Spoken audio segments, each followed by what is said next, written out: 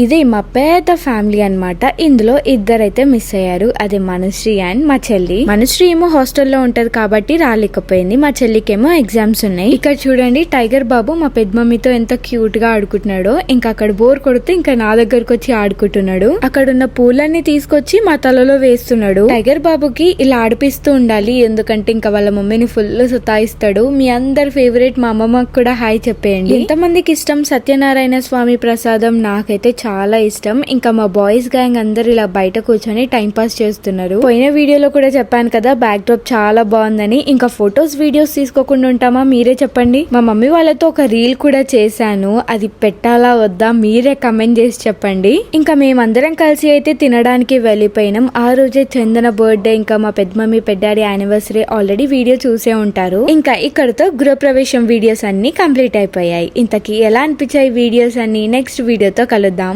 Bye bye.